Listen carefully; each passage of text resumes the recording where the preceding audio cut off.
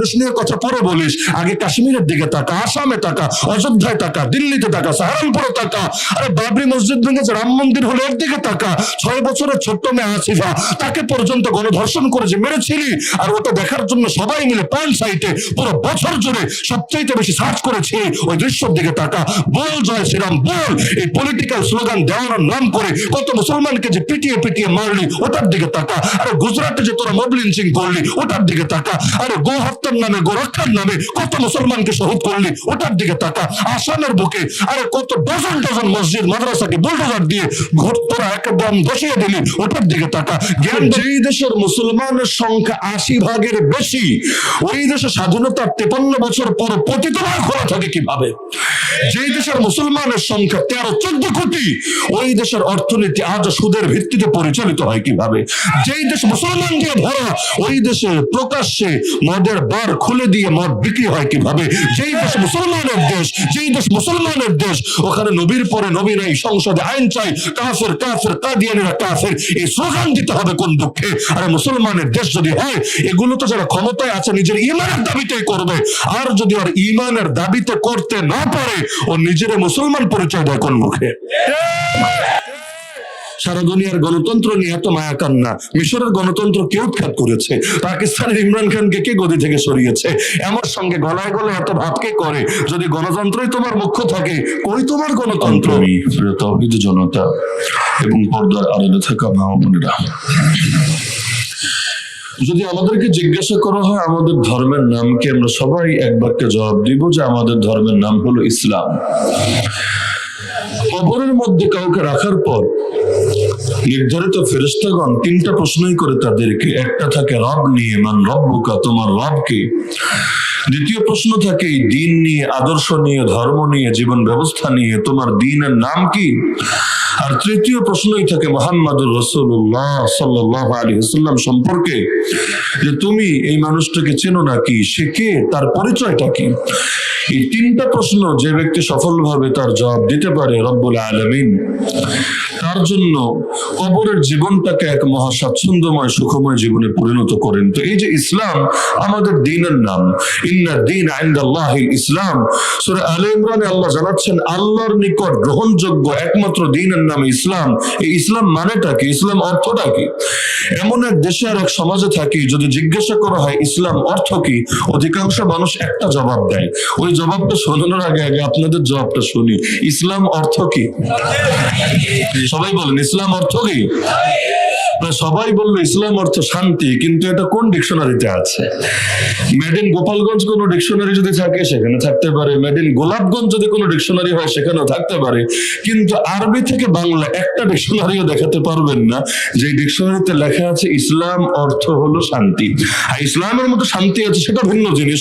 ইসলামে তো মুক্তিও আছে, ইসলামে তো ইনসাফও আছে, ইসলামে তো ন্যায়ও আছে, ইসলামে তো রহমতও আছে, বরকতও আছে। তাই বলে এগুলোকে অর্থ বলে চালাবেন নাকি? ইসলাম মানে মুক্তি বলেন, ইসলাম মানে ন্যায় বলেন, ইসলাম মানে নীতি বলেন, বলবে না হুজুর এগুলো তো ভেতরে আছে, কিন্তু শব্দের শাব্দিক অর্থ তো ভিন্ন জিনিস। তাহলে ইসলাম শব্দের শাব্দিক অর্থ কি? ইসলাম শব্দের শাব্দিক অর্থ যদি শান্তি হয়, আগামীকাল থেকে আসসালামু আলাইকুম না বলে আল ইসলাম আলাইকুম বলা শুরু করেন, অর্থ তো একই, যেই লাউ সেই কদু। আসসালামু আলাইকুম মানে সবাই আমরা জানি তোমাদের উপর শান্তি বর্ষিত হোক, শান্তির দোয়া, নিরাপত্তার দোয়া। তাহলে আগামীকাল থেকে সালাম বাদ দিয়ে বলেন আল ইসলাম আলাইকুম, আল ইসলাম আলাইকুম। নামাজে বলেন আল ইসলাম আলাইনা ওয়া আলা ইবাদিল্লাহিস সালিহিন। বলবে না না এটা বলবো না, সালামের জায়গায় সালামে বলবো, ইসলামের জায়গায় ইসলামই বলবো। তাহলে সালাম আর ইসলাম এটা তো বুঝি, শব্দ একটা না, শব্দ দুইটা। সালাম আলাদা শব্দ, ইসলাম আলাদা শব্দ। সালামের এক অর্থ হলো সালাম মানে শান্তি, নিরাপত্তা, আর আরেকটা হলো সালাম আল্লাহর নাম। আসসালামুল মুমিনুল মুহাইমিনুল আজিজুল জব্বারুল মুতাকাব্বির। সূরা হাশরের শেষ 3 আয়াত যারা মুখস্থ আছে, এই সালাম শব্দটা আপনারাও বলেন আল্লাহর নাম হিসাবে। আসসালামু আলাইকুম এর একটা অর্থ এটাও, আল্লাহু হাফিজুন আলাইকুম, আল্লাহ তোমাদের হেফাজতকারী, আল্লাহ তোমাদের নিরাপত্তা দানকারী। তাহলে সালাম মানে শান্তি, কোনো আপত্তি নাই, সালাম মানে নিরাপত্তা, কোনো আপত্তি নাই। কিন্তু আল ইসলাম মানে কি? আল ইসলাম মানে হলো আত্মসমর্পণ করা। ইসলাম অর্থ কি? ইসলাম অর্থ কি? আত্মসমর্পণ করা। আরে ভাই, যেই কথাগুলো প্রতিদিন বলি ওই কথাগুলো অন্তত অর্থ জানার চেষ্টা করি।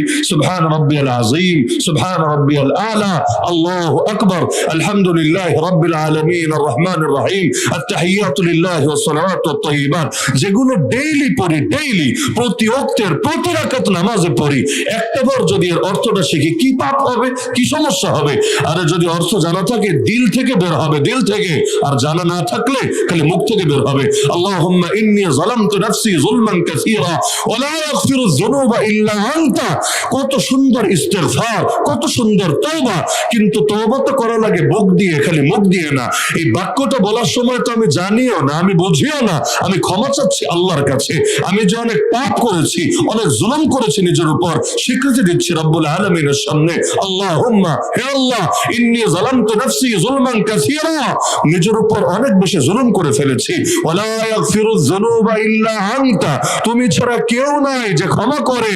ফাগফিরলি মাগফিরাতাম মিন ইনদিকা ওয়ারহামনি, আমাকে তোমার পক্ষ থেকে মাগফিরাত দিয়ে ক্ষমা করে দাও আর আমার উপর রহম করো, দয়া করো। এটা যদি ভেতর থেকে বের হয়, বলতে দেরি হবে, আল্লাহ মাফ করতে দেরি হবে। সুবহানাল্লাহ। যে কোনো জিনিস বুক দিয়ে বলা আর মুখ দিয়ে বলা পার্থক্য আছে। কারো কাঁধের উপর তরবারি রেখে যদি বলা হয়, কোন মুসলিম কাঁধে তরবারি রেখে বললো ওই কালেমা পড়তো, এখন বেটা মৃত্যুর ভয়ে, জান বাঁচানোর ভয়ে, এমনকি নিজের প্যান্ট ভিজাতে ভিজাতে, হতে পারে প্যান্ট ভিজাতে ভিজাতে সে বললো লা ইলাহা ইল্লাল্লাহ মুহাম্মাদুর রাসূলুল্লাহ। যে কোনো মুফতির কাছে জিজ্ঞাসা করেন, এভাবে যদি সে 10 বার, 100 বার, 1000 বার, লাখ বার বলে, তবুও মুসলমান হবে না। কেন? মুখ দিয়ে লা ইলাহা ইল্লাল্লাহ বললে মুসলমান হয় না, আগেই আকীদা ভেতরে ঢোকা লাগে। ভেতরে যদি আকীদা থাকে, মুখ দিয়ে লা ইলাহা ইল্লাল্লাহ বললে আল্লাহ সেই ঈমান কবুল করবে। এমনকি ভেতরে যদি আকীদা থাকে, মুখ দিয়ে বলতে নাও পারে, যেমন বোবা, ও বলবে কিভাবে? বলবে লিখে দিবে। যদি এমন হয় মূর্খ, লিখতেও পারে না, বলতেও পারে না, মুসলমান হবে কিভাবে? আর দিলে যদি আকীদা ঢোকে, ও মুখ দিয়ে বলতে পারে না, তাতে কি? আল্লাহ ওকে মুসলমান হিসাবেই বিবেচনা করবে। মূল হলো বুক, মূল সম্পর্ক হৃদয়ের সাথে। বড় আফসোস লাগে, যেই দোয়াগুলো নিয়মিত করি, যেমন সূরা ফাতিহা একটা দোয়া আল্লাহ আমাদেরকে শিখিয়েছেন, ইহদিনাস সিরাতাল মুস্তাকিম, কত দামি দোয়া, জীবনে সবচাইতে দামি সম্পদ হেদায়েত পেয়ে যাওয়া। ফামান ইউরিদিল্লাহু আন ইয়াহদিয়া ইশরাহ সাদরাহু লিল ইসলাম, আফামান শারাহা আল্লাহু সাদরাহু লিল ইসলাম ফাহুয়া আলা নূরিন মির রাব্বি। আরে যে হেদায়েত পেল, সে তো আল্লাহ নূরের উপর আছে, তার মরতে দেরি হবে, জান্নাতে প্রবেশ করতে দেরি হবে না ইনশাআল্লাহ। এই হেদায়েতের দোয়া ডেইলি চাই আল্লাহর কাছে, তো মুখ দিয়ে চাই, বুকে সম্পর্ক থাকে না। এজন্য একটা আফসোসের বিষয় আছে বাংলাদেশে, জানাজার নামাজ পড়ি না আমরা। আপনারা পড়েন তো নাকি? জানাজার নামাজে কি কি পড়তে হয় মোটামুটি সবাই জানেন, যদি মুখস্থ নাও থাকে জানা আছে যে এই বিষয়গুলো পড়তে হয়। জানাজার মধ্যে সর্বপ্রধান বিষয় হলো দোয়া। জানাজায় আমরা রুকু দেই নাকি, সেজদা দেই নাকি? এগুলো কিছু করি না, কারণ রুকু কারে দিব? সামনে তো মাইয়ের ছোঁয়া। এখন যদি রুকু দেই, তাহলে কাফের মুশরিক দেখলে ভাববে মানুষ মনে হয় মানুষকে রুকু দিচ্ছে, মানুষ মনে হয় মানুষকে সেজদা দিচ্ছে। জানাজার নামাজে রুকু সেজদা নাই। জানাজার নামাজের মূল বিষয়টাই হলো দোয়া। কিভাবে? আপনারা জানাজার সিস্টেমটা দেখলে বুঝবেন। প্রথম তাকবীর দেই, আল্লাহু আকবার বলে নামাজ শুরু করি। প্রথম তাকবীরের পর কি পড়ি? থানা পড়ি। থানা মানে প্রশংসা। কার প্রশংসা? নেত্রীর প্রশংসা না, দলের প্রশংসা না, দালালির প্রশংসা না, বরঞ্চ আল্লাহ রাব্বুল আলামিনের প্রশংসা। দ্বিতীয় তাকবীর দেই, ঈদের মতো হাত তুলি না, হাত না তুলি তাকবীর দেই। তাকবীর দিয়ে আমরা কি পড়ি? দুরূদ শরীফ। আমরা দুরূদ পড়ি কার নামে? মুহাম্মদুর রাসূলুল্লাহ সাল্লাল্লাহু আলাইহি ওয়াসাল্লামের নামে। তৃতীয় তাকবীরের পর আমরা কি পড়ি? দোয়া। পুরুষ হোক, মহিলা হোক, প্রাপ্তবয়স্ক হোক, অপ্রাপ্তবয়স্ক হোক, যেটাই পড়ি কিন্তু দোয়া, সবগুলোই দোয়া। এই যে দোয়াটা পড়লাম, তাহলে আগে সানা কেন পড়লাম, দুরূদ কেন পড়লাম? কারণ নবী আমাদেরকে শিখিয়েছেন ওই দোয়া কবুল হয় যেই দোয়ার শুরুতে শেষে বান্দা দুরূদ পড়ে, আল্লাহর প্রশংসা করে। আল্লাহ ওই দোয়া ফিরায় না। ডাইরেক্ট চাইলে এটা কেমন হয়ে যায় না? আপনিও তো কারো কাছে ডাইরেক্ট চান না। আপনার স্ত্রী বাসায় যাবেন আজকে, যদি কিছু বিশেষ কিছু চাইতে হয় আপনার কাছে, তাহলে দেখবেন প্রথমে প্রথমে একটু পাম্পট্টি দিয়ে নেয়, আগে একটু ফুলায় নেয়, আরে তুমি এরকম, তুমি সেরকম জানো, তোমার এটা এটা আছে, ওটা ওটা আছে, আগে পাম্পট্টি দেয়, দেওয়ার পরে তারপরে বলে আমার এটা লাগবে। তো আগে কেন এটা বলে, এটা হলো একটা প্রস্তুত করে নেয়, কারণ হঠাৎ করে এত বিশাল কিছু বললে লোড নাও সইতে পারে। এমনকি জামাইরাও বউদের ক্ষেত্রে এই কাজটা করে। তো দুনিয়াতেও বোঝে যে কিছু একটা চাইতে হলে আগে প্রশংসা করে নিলে ভালো। ওই নেত্রীর সামনে মিডিয়াতে পর্যন্ত দেখা যেত কত দালাল একেবারে নিজের লাজ লজ্জা খুঁয়ে দিয়ে এমন দালালে শুরু করে দিয়েছে। কেউ জান্নাতি বলে ঘোষণা দিয়ে দিচ্ছে, মা গো তুমি জান্নাতি, ভাব এমন জান্নাত আর বাপের জায়গা, যারা মনে চায় তারা ভাগ বতরও করে দিয়ে দিবে। তো এই যে দালালি গুলো করতো কেন, কারণ পরে গিয়ে আন্ডার টেবিল একটা পলিটিক্স করবে, টেবিলের তল দিয়ে কিছু চাইবে, দাও না আমাকে, তোমার এত কিছু দিলাম বিনিময়ে। তো যার কারণে প্রশংসাগুলো দিল থেকে হতো না, দিল থেকে হতো না বেশিরভাগ ক্ষেত্রে। একটা মজার বিষয় বলি, বিগত 16 বছর যেই পরিমাণ দোয়া হয়েছে তাদের জন্য, কম হয় নাই, যেই পরিমাণ দোয়া, যেই পরিমাণ মিলাদ, যেই পরিমাণ আরো যা কিছু হয়েছে, এগুলো যদি কবুল হতো তাহলে যতই আবু সাঈদ জীবন দেখ, মুগ্ধ জীবন দেখ, যতই আন্দোলন করেন, যতই জেল খাটেন, লাভ নাই। যে পরিমাণ দোয়া হয়েছে ওগুলো কবুল হলে আপনাদের এই মেহনত কিচ্ছুই হতো না। গদি উল্টা দূরের কথা, গদি মোটে নড়বড়ও হতো না যদি দোয়া কবুল হতো। দোয়া কবুল হয় নাই কেন? কারণ বেশিরভাগ দোয়াই দিল থেকে ছিল না, টাকার জন্য, প্রমোশনের জন্য, বিপদ থেকে বাঁচার জন্য, দুনিয়ার ধান্দার জন্য ছিল। নাস্তিকের জানাজাও হয়েছে বাংলাদেশে, যারা জানাজা পড়েছে, পরে যখন ধরা হলো কিরে নাস্তিক, তো এমন নাস্তিক যে নবীকে গালি দিয়েছে, তার জানাজা পড়লে কিভাবে? জবাব দিয়েছে আসলে উজু ছাড়া পড়েছি ইচ্ছাকৃত ভাবে, উজু দিয়া পড়লে তো বেচারা জান্নাতে যেতে পারে, উজু ছাড়া পড়েছি যাতে জাহান্নামে যায় উল্টা করে। তো অনেক সময় মানুষ ঠেকায় পড়ে বিভিন্ন কাজ করে, আর নজির আছে। তো ওদের দোয়া কবুল হয় নাই, দোয়া ইখলাস ছিল না। হাজারা জেল খেটেছে 2021 সাল থেকে একটা বছর পর্যন্ত নিজে দেখেছি, আর আমি 1 বছর হলেও, কেউ তো 2 বছর, কেউ তো 3 বছর, কেউ তো তার চাইতে বেশি। ওই যে তাহাজ্জুদের সময় উঠে মুরব্বি আলেমরা গভীর রাতে জায়নামাজ বিছিয়ে তাহাজ্জুদ পড়ে হাত দুটো তুলে যখন আল্লাহর কাছে রোনাজারি করত, আল্লাহ বলে একটা চিৎকার যখন বুকের ভেতর থেকে দিত, তখনই অন্তরটা মোচড় দিয়ে উঠত, দিল সাক্ষ্য দিত এই বদ্দুয়া যার গায়ে লাগবে 2 দিন আগে বা পরে ও লেজ গুটিয়ে পালাতে বাধ্য হবেই হবে। আল্লাহর কুদরত এটা নবী জানিয়েছেন, মাজলুমের বদদুয়াকে ভয় করবা, কারণ মাজলুমের বদদুয়ার আল্লাহর মধ্যে কোনো পর্দা থাকে না। জালেমের ধর্ম পরিচয় যাই হোক, রাজনৈতিক পরিচয় যাই হোক, গোত্রীয় পরিচয় যাই হোক, আঞ্চলিক পরিচয় যাই হোক, জালেম যে হবে ও বরবাদ হবেই হবে। এমনকি আমাদের ইমামগণ লিখে গিয়েছেন, কোন মুসলিম বাদশা যদি জালেম হয় আর কোন কাফের বাদশা যদি ইনসাফকারী হয়, আল্লাহ ওই কাফের রাজত্ব দুনিয়াতে দীর্ঘস্থায়ী করবে, আর আল্লাহ এই জালেম মুসলমানের রাজত্বের পতন ঘটাবে। জুলুম এমন একটা জিনিস, জুলুমের সঙ্গে কখনো স্থায়িত্ব আসবে না, আসা সম্ভব না। 3 জনের দোয়া ফিরানো হয় না, হাদিসে আছে 3 জনের দোয়া ফিরানো হয় না। এর মধ্যে একজন হলো মাজলুম, তার দোয়া করতে দেরি হয়, আল্লাহ পর্যন্ত পৌঁছতে দেরি হয় না।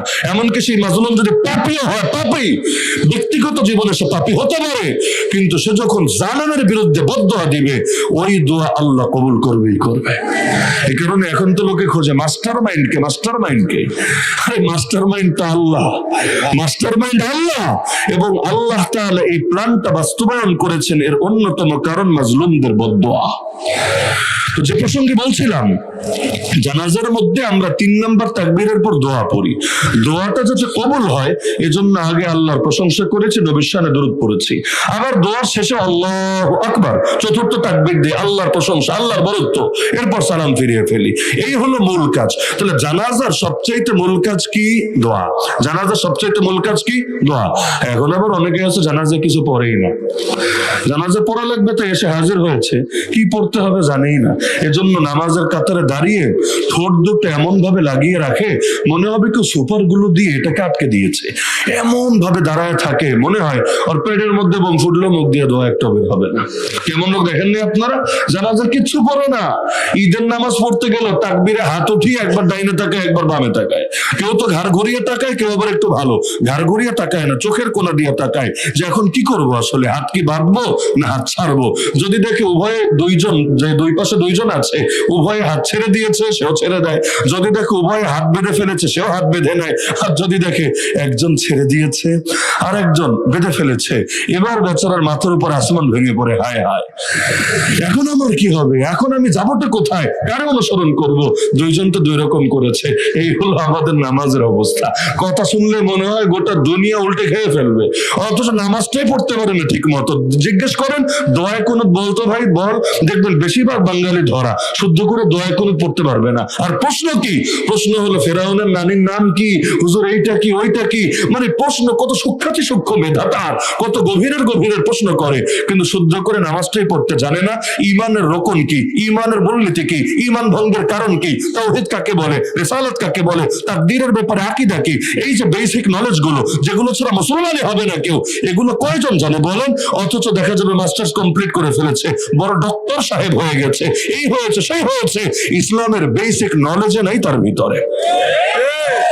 এই জাতির যদি ইসলামী জ্ঞান থাকতো, একটা বাস্তবতা হলো আমাদের আবেগ আছে, মাশাআল্লাহ বহুত আবেগ আছে, আমরা ধর্মপ্রাণ জাতি, আবেগের কমতি নেই। যেই পরিমাণ আবেগ আছে ওর অর্ধেক জ্ঞানও যদি আমাদের থাকতো, আজকে বাংলাদেশের চিত্র ভিন্ন রকম হতো।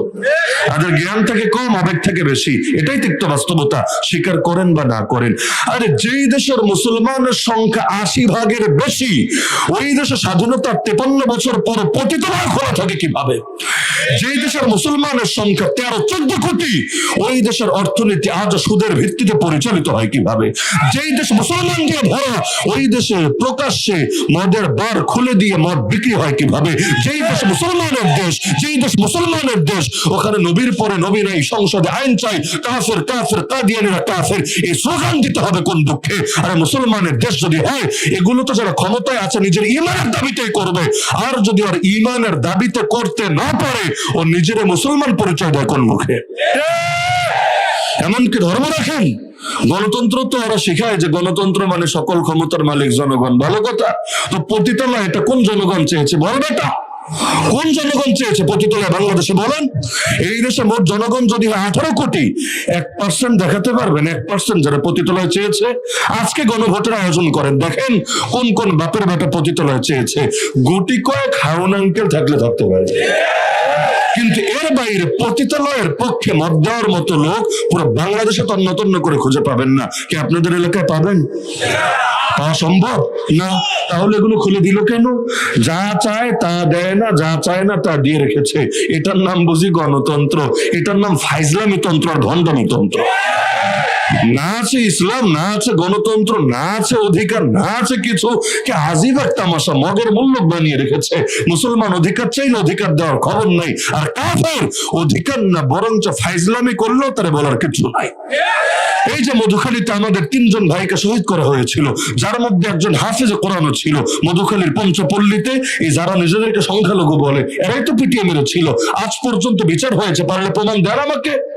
ওই যে প্রিয়া সাহা গিয়ে ট্রাম্পের কাছে বিচার দিয়ে এসেছিল, এই দেশের মুসলমান আর মৌলবাদীরা নাকি তার বাড়ি ভেঙেছে, এই ভেঙেছে সেই ভেঙেছে, অথচ সাংবাদিকরা ইনভেস্টিগেশন করে প্রমাণ দিয়েছে এগুলো ভুয়া, কোনো ভিত্তি নাই, পুরোটা প্রোপাগান্ডা, পুরোটা ইসলামের বিরুদ্ধে মিথ্যা অপবাদ। অথচ আজ পর্যন্ত ওর কোনো বিচার হয়েছে, ওর বিরুদ্ধে মামলা হয়েছে, পারলে প্রমাণ দেন। এই দেশে সংসদের মতো জায়গায় দাঁড়িয়ে নবীকে গালি দিয়েছে এমন লোককে দ্বিতীয় মুক্তিযুদ্ধের প্রথম শহীদ ঘোষণা দেওয়া হয়েছে। যে নবীরে গালি দেয়, ওই গালি দেওয়ার পরে দুনিয়া থেকে বিদায় হয়, ওকে ঘোষণা দেওয়া হয়েছে দ্বিতীয় মুক্তিযুদ্ধের প্রথম শহীদ। ভাবতে পারেন? আরে যেই দেশ মুসলমানের দেশ, ওই দেশ ভরে ফেলা হয় মূর্তি দিয়ে, আর নাম দেওয়া হয় মূর্তি না, নাম দেওয়া হয় ভাস্কর্য। আরে ভাস্কর্য কি আর মূর্তি কি? বলবে হুজুর একটার পূজা হয় আর একটার পূজা হয় না। ভালো কথা, যেটার পূজা হয় ওটা নিয়ে আমাদের আপত্তি না, ওর ধর্মীয় অধিকার আছে, পূজা করুক না। যেটার পূজা হয় না ওটা থাকবে কোন দুঃখে? যেই ঘরে ভাস্কর্য থাকে, ছবি থাকে, প্রতিকৃতি থাকে, ওই ঘরের রহমতের ফেরেশতা ঢোকে না। তো যেই দেশের অলিতে গলিতে, হাটে ঘাটে, মাঠে পাড়ায় মহল্লায় ভাস্কর্য থাকে, ওই ঘরের রহমতের, ওই দেশের রহমতের ফেরেশতা ঢুকবে কোন দিক দিয়ে? এগুলো তো ফেরেশতা যাতে না ঢুকতে পারে ধান্দা। কত উদাহরণ লাগবে, কত উদাহরণ মাথায় ভরা আছে। কিন্তু বাস্তবতা হলো এই দেশের মানুষের যদি আসলে ধর্মীয় সচেতনতা থাকতো, তাহলে মুসলমানের আদর্শ নিয়ে এভাবে কেউ ছিনিমিনি খেলতে পারতো না। এখনো দেখেন না নাস্তিক পুরো দেশ মিলে কয়টা হবে, কয়টা?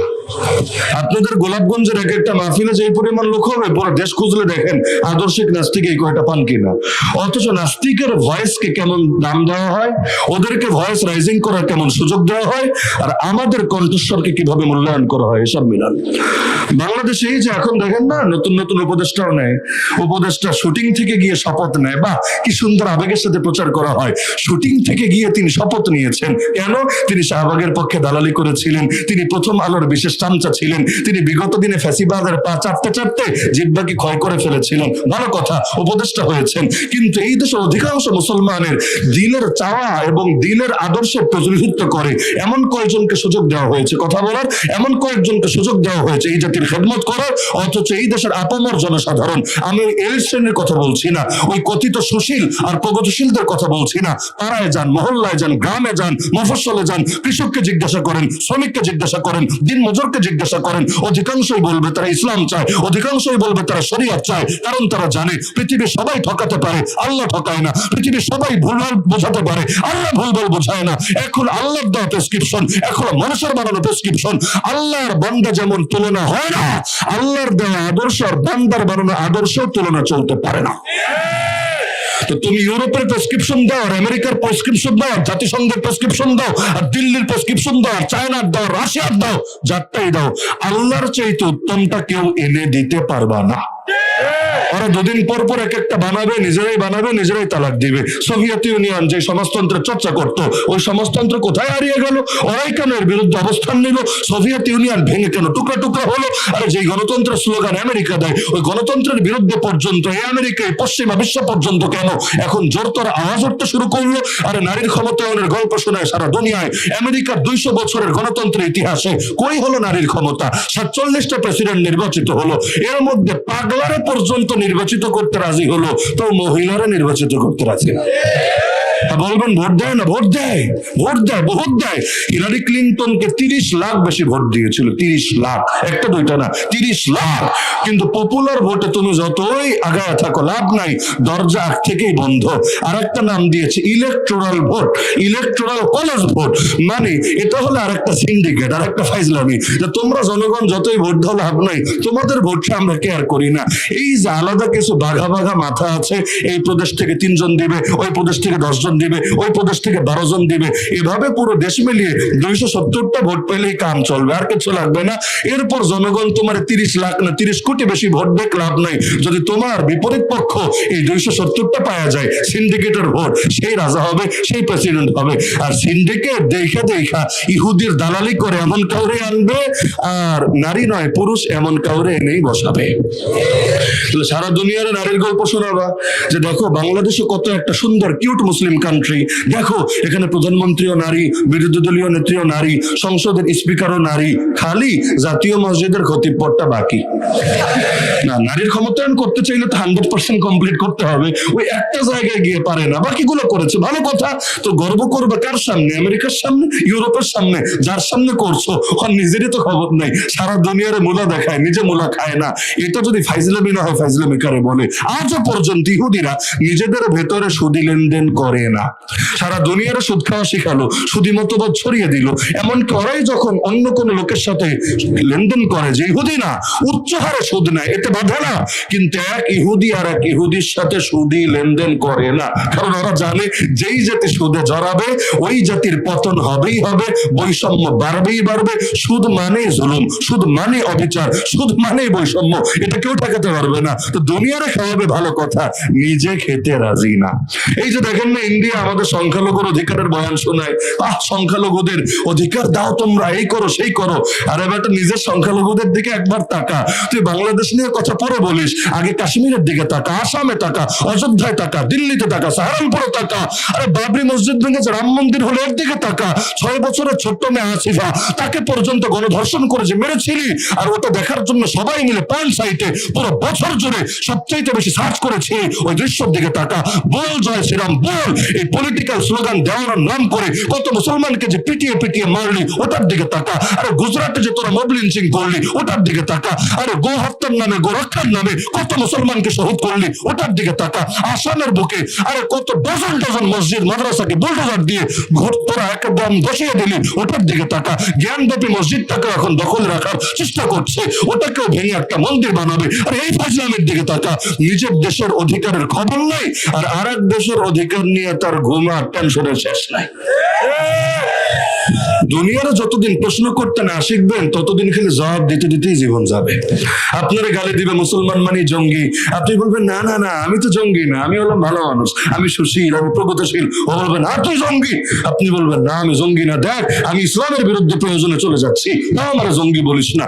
এরকম ডিফেন্ড করে করে কয়দিন খেলবেন? আরে উল্টা অ্যাটাক দেন ওদেরকে, আপনারে বলবে জঙ্গি, আপনি প্রশ্ন ছুড়ে দেন আরে জঙ্গি মানে কি ক্লিয়ার কর আগে। তুই বলবে যে ধর্মের নামে সন্ত্রাস করে তারা জঙ্গি বলে, এটাই যদি অর্থ হয় ইসরায়েলের ইহুদিরা জঙ্গি না করলে ওরা তো ধর্মের নামেই মসজিদ আকসা দখল করে রেখেছে, ধর্মের নামেই 70 বছরের বেশি সময় ধরে মুসলমান মারছে, ধর্মের নামে ইসমাইল হানিয়াকে শহীদ করেছে, ইয়াহিয়া সিনওয়ারকে শহীদ করেছে, হাজার হাজার মা বোনকে ধর্ষণ করেছে। ওরা চায় একটা ধর্মরাষ্ট্র বানাবে, ওরা নাস্তিকতা প্রতিষ্ঠা করতে চায় না, ওরা চায় ইহুদি রাজ্য বানাবে, ওরা চায় দাজ্জালি স্টেট কায়েম করবে।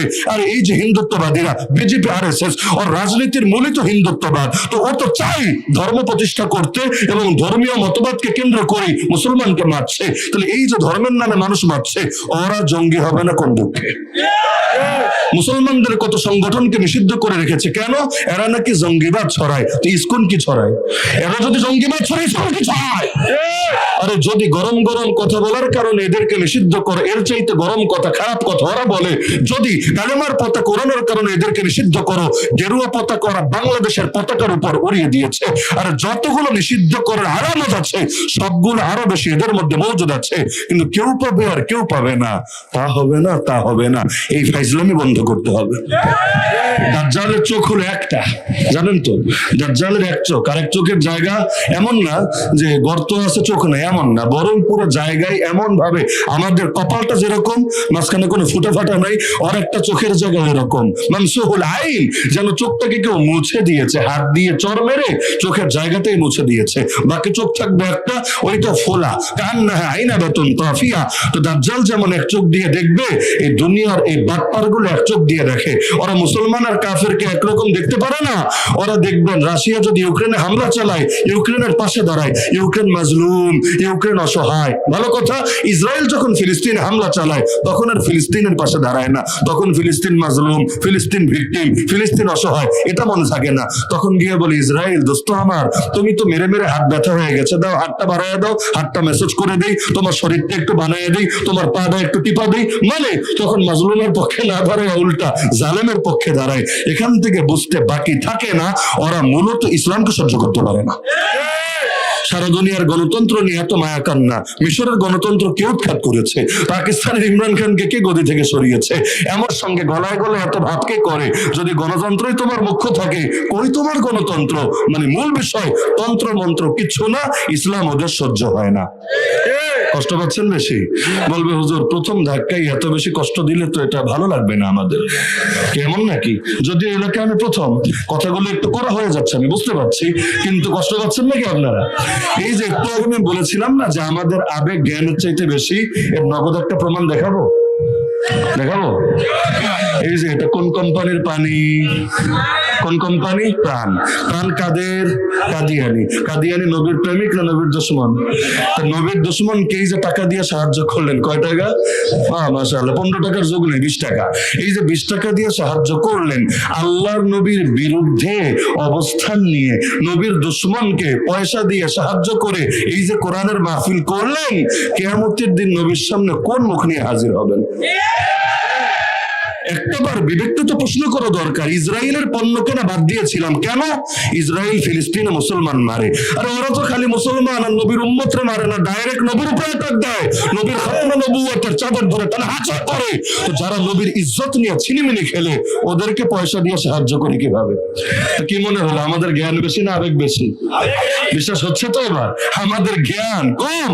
তালাবুল ইলমি ফারিদাতুন আলা কুল্লি মুসলিম, জ্ঞান অর্জন করা প্রত্যেকটা মুসলমানের জন্য ফরজে আইন ছিল।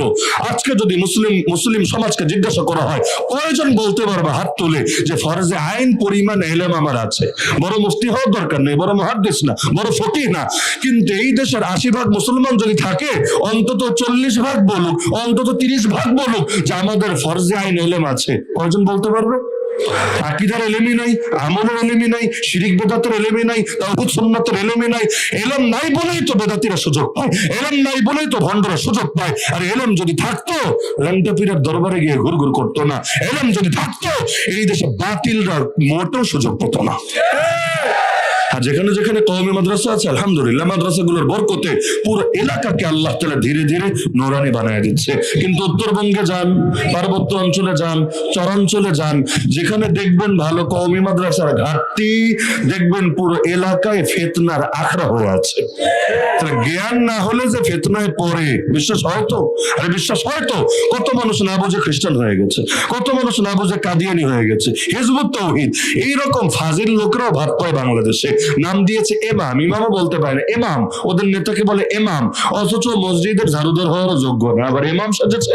আরে কোরআনটা শুদ্ধ করে পড়তে পারে না, নামাজ পড়ানোর ইস্কো জেগেছে। মানে এইরকম বাতিল মতবাদ সুযোগ পায় মূলত আমাদের মূর্খতার কারণে। আত্মসমালোচনার দোষ নাই। এই দেশে কয়জন মানুষ দেখে দেখে কোরআন পড়তে পারে? এই যে আগামীতে রমজান আসছে, কয়জন মানুষ একটা খতম কোরআন তেলাওয়াত করতে পারবে? আর কোরআনে যদি দেখেই পড়তে না পারে, পড়া যদি শুদ্ধই না হয়, ও নামাজ পড়ে কিভাবে? নামাজ তো শুদ্ধ তেলাওয়াত ছাড়া সম্ভব না, তো নামাজটা পড়ে কিভাবে বোঝান আমাকে? বেশিরভাগ মানুষ তো এমন কালেমা সই করে পড়তে পারে না, বিশেষ হয় না, কালেমা সই করতে পারে না। ওই সাংবাদিক গিয়ে মাঝে মধ্যে জিজ্ঞাসা করে নবীর নাম কি, বলে ঈসা আলাইহিস সালাম। নাউযুবিল্লাহ, বাংলাদেশের কথা। আমার নিজের অভিজ্ঞতা আছে, কামরাঙ্গি চোর ছাত্র জামানায় একবার তাবলিগে গিয়েছিলাম কোরবানির পরে। তো গিয়ে রিক্সার গ্যারেজে দাওয়াত দিতে গিয়েছি, গিয়ে এক রিক্সাওয়ালারে কি প্রসঙ্গে যেন জিজ্ঞাসা করলাম যে কালেমাটা বলেন তো শুদ্ধ করে, কোন এক কথা প্রসঙ্গে কি যেন এসেছে, যে বললাম কালেমাটা বলেন তো শুদ্ধ করে। বহুতক্ষণ কোতালো, চেষ্টা করলো যে হুজুর বাচ্চাকালে তো পড়েছিলাম, বলতেই পারলো না, বলতেই পারলো না। এমনকি আমরা বলে দেওয়ার পর বান্দার মুখে আসে না।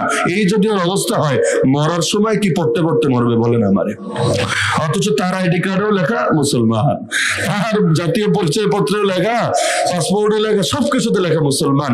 এই যদি হয় মুসলমান, তাহলে কাফের কে? এই যদি হয় মুসলমান, অমুসলিমটা কে? নাউযুবিল্লাহ মিন যালিক। আল্লাহ হেফাজত করুন আমাদেরকে। তো ইসলাম মানে কি? ইসলাম মানে কি? আত্মসমর্পণ করা। কার সামনে? কার সামনে? আল্লাহর সামনে। এই একটা অর্থ বুঝলে আর কিছু লাগবে না। এটা আমাদের বুঝতে দিবে না বলেই অর্থ পাল্টায় দিয়েছে। ইসলাম মানে শান্তি, এটা সিনেমা শিখিয়েছে। ইসলাম মানে শান্তি, এটা নেতারা শিখিয়েছে।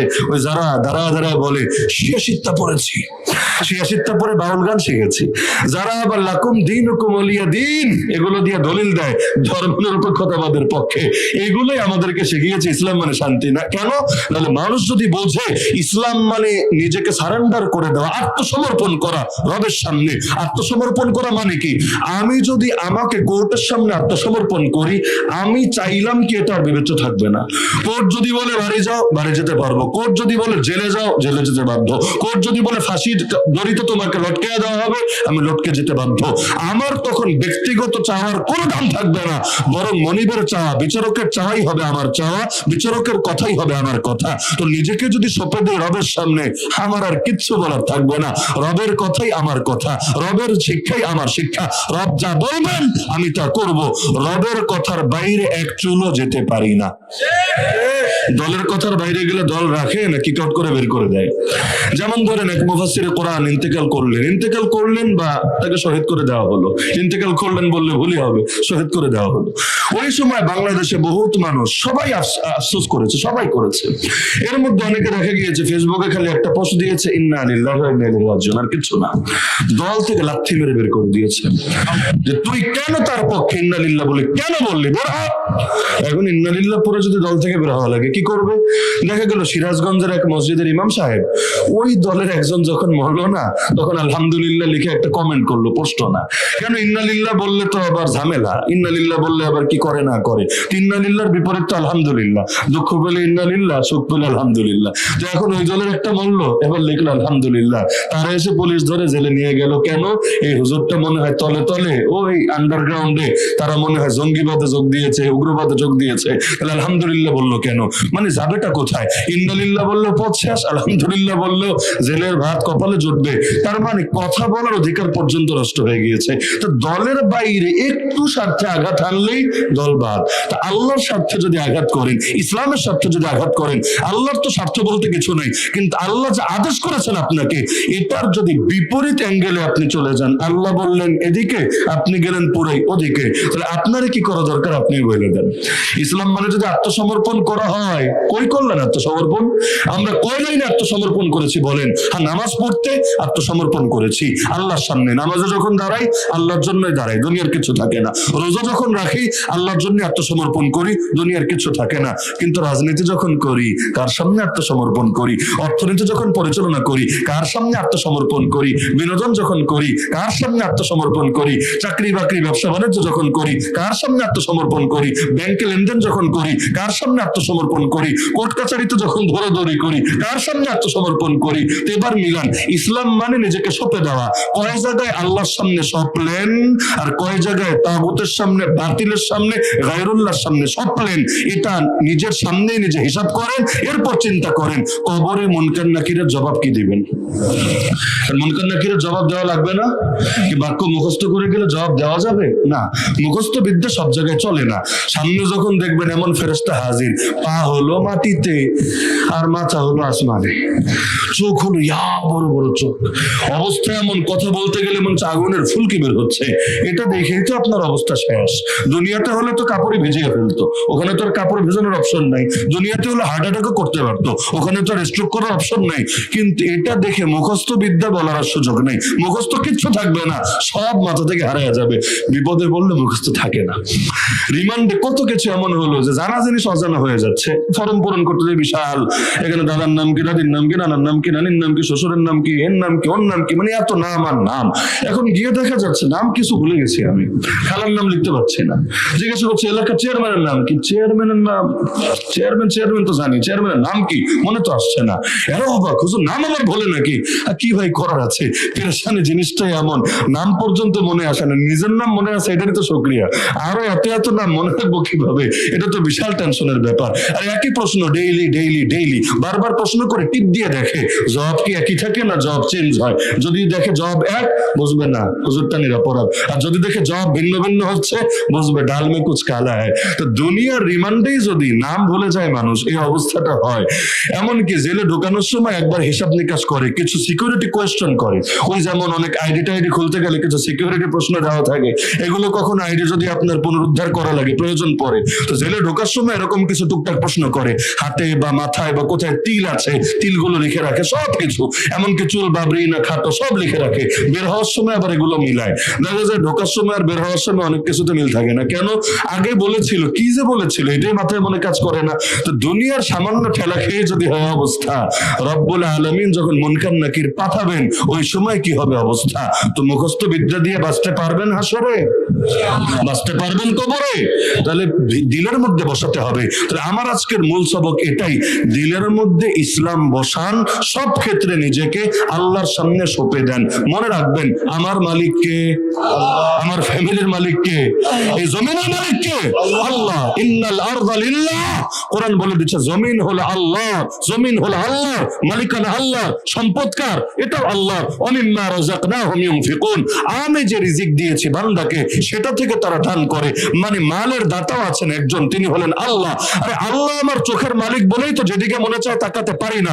যুবকদের কত দিকেই তাকাতে মনে চায়, যদি ফেসবুকে ঢোকে, ইউটিউবে ঢোকে, সামনে বিজ্ঞাপন চলে আসে, কত দিকে দৃষ্টি চলে যেতে চায়। কিন্তু চোখের মালিক আল্লাহ বলেই তো যেদিকে মনে চায় তাকাতে পারি না। কানের মালিক আল্লাহ বলেই মনে চাইলে গান শুনতে পারি না, গীবত শুনতে পারি না, যা ইচ্ছা শুনতে পারি না। জবানের মালিক আল্লাহ বলেই যা মনে চায় বলতে পারি না, মিথ্যা বলতে পারি না, মহিলার সাথে কথা বলতে পারি না, গীবত বলতে পারি না, মানে যত ধরনের নিষিদ্ধ কাজ আছে বলতে পারি না। দিলের মালিক আল্লাহ বলেই তো যা ইচ্ছা তা কল্পনা করতে পারি না, কল্পনা করার সুযোগ নাই, কারণ আল্লাহ দিলের হিসাবও নিবেন। আরে পেটের মালিক আল্লাহ বলেই যা ইচ্ছা তা খেতে পারি না। তো মাথা থেকে পা সব অঙ্গের মালিককে আল্লাহ, জমিনের মালিককে আল্লাহ, আর আমরা কার বান্দা? আল্লাহর বান্দা। বেশ জবাব ক্লিয়ার। আল্লাহর জমিন, আমরা আল্লাহর বান্দা, আমরা এই জমিন আল্লাহর খলিফা। ইন্নী জাইলুন ফিল আরদি খলিফা। খলিফা মানে প্রতিনিধি। আল্লাহ মূল মালিক, আল্লাহ আমাদেরকে দায়িত্ব বুঝিয়ে দিয়েছেন, তোরা এই জমিনে আমার প্রতিনিধিত্ব করবি, আমার গোলামি বাস্তবায়ন করবি। তা আমাদের কাজ কি? জীবনভর একটাই কাজ, আল্লাহর গোলামি করা, আল্লাহর উদ্দেশ্যে নিজেদেরকে সঁপে দেওয়া। পারবেন তো ইনশাআল্লাহ? আমি কিন্তু জটিল কোনো আলাপ টানি নাই, খালি পুরো বয়ান ইসলামের অর্থটা চিনালাম। আজকে রাতে ঘুমানোর আগে সবাই একটু নিজেই নিজেকে জিজ্ঞাসা করবেন যে আত্মসমর্পণ তথা ইসলাম আমার মধ্যে আছে কিনা। যদি থাকে আপনি মুসলিম, মুসলিম বাণী আত্মসমর্পণকারী। যদি না থাকে, বা 50% আছে 50% নাই, 80% আছে 20% নাই, তাহলে বাকিটা অতি দ্রুত সম্পন্ন করে ফেলেন। কেন? আল্লাহ বলেছেন ওয়ালা তামুতুন্না ইল্লা ওয়া আনতুম মুসলিমুন। পূর্ণ মুসলমান না হয়ে মরো না। আল্লাহ আদেশ করেছেন পূর্ণ মুসলমান না হয়ে মরবা না। মরা আমার হাতে, মরা আপনার হাতে, মরা কার হাতে? আল্লাহর হাতে। আল্লাহ বলে দিয়েছে পূর্ণ মুসলমান না হয়ে মরবা না। মরা আমাদের হাতে থাকলে চিন্তা ছিল না, মরার 2 মিনিট আগে একটা সুইচ চাপ দিতাম, ব্যাস ইসলামটা ইমানটা পরিপূর্ণ হতো, এরপর আমরা শান্তভাবে মরতাম, আর কোনো টেনশন ছিল না। তো মরা যেহেতু আমাদেরও হাতে না, আপনাদেরও হাতে না, কার হাতে? আল্লাহর হাতে। কবে আসবে আমি জানি না, আপনারা জানেন? জানেন নাকি কয় বছর বাঁচবেন? এই মাহফিল থেকে বাড়িতে যেতে পারবেন কোনো গ্যারান্টি আছে? জানি না। এমনকি নবী বলেছেন নামাজ পড়বা, প্রত্যেক নামাজকে জীবনের শেষ নামাজ মনে করে।